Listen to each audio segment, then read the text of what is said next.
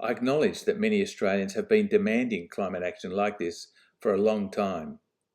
So, in answer to those of you asking why we've held off making these announcements until today, I say this. The sobering findings of the Office of National Intelligence Climate Risk Assessment spooked us. At first, we couldn't believe them.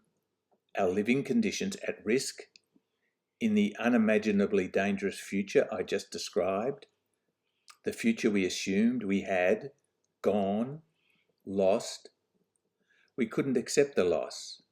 We were in denial. Like the fossil fuel industry, we were in denial of the reality that global warming, that continuing to approve new fossil fuel projects, continuing emissions, was destroying the future we had taken for granted.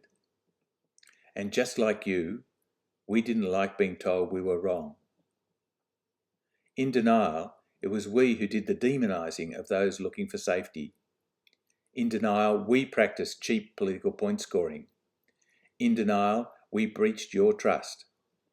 It was our ignorance and our prejudice, and our failure to imagine that our actions would harm all of us. That is, until today. Now, a word of warning. Stand by for today's new targets to be decried by those still in denial of our physical reality. Those in denial of the unacceptably high risk that the Net Zero 2050 pathway will push warming past 2 degrees.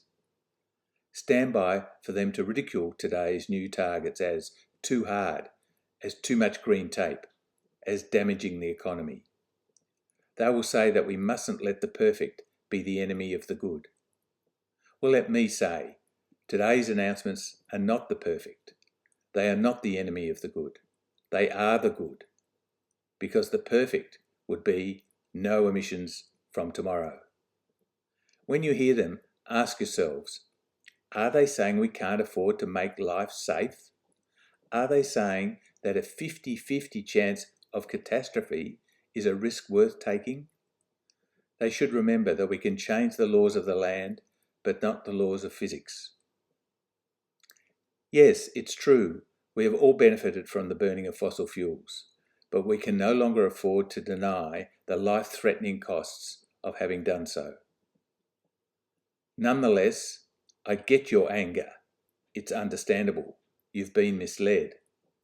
I get your wishful thinking, telling yourself things aren't that bad, trying to work out a way for the normal world to return, bargaining with our planet's climate system. I get your despair when politicians try to put out a raging bushfire with a garden hose. We despair when no response that would be effective seems possible. Our denial, anger, bargaining, and despair are only natural. After all, we're grieving a monumental loss, the loss of a future we'd taken for granted. But the good news is, accepting the loss of the future we thought we had frees us to move on. It frees us to build a new future that can be safe.